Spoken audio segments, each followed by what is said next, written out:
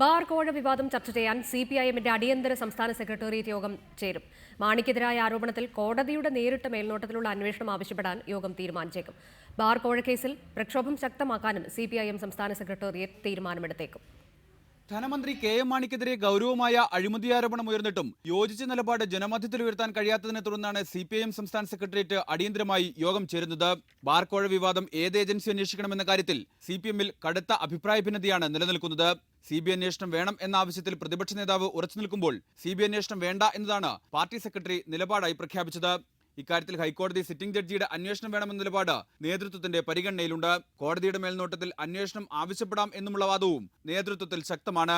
നാളെ ചേരുന്ന സെക്രട്ടേറിയറ്റ് യോഗം ഇക്കാര്യത്തിൽ അന്തിമ തീരുമാനമെടുക്കും. സെക്രട്ടേറിയറ്റ് യോഗത്തിന് ശേഷം LDF യോഗവും ചേരാനുള്ള സാധ്യതയുണ്ട്. KM മാണിക്കെതിരെ അയഞ്ഞ സമീപനം CPIM സ്വീകരിക്കുന്നു എന്ന ആക്ഷേപം നിലനിൽക്കുന്നതിനിടെയാണ് സെക്രട്ടേറിയറ്റ് യോഗം. ഈ വിമർശനം VS അടക്കമുള്ളവർ യോഗത്തിൽ ഉന്നയിച്ചേക്കാം. KM മാണിയുടെ രാജി ആവശ്യപ്പെട്ട് പ്രക്ഷോഭം ആരംഭിക്കണമെന്ന കാര്യവും യോഗത്തിൽ ചർച്ചയാകും. റിപ്പോർട്ടർ, തിരുവനന്തപുരം.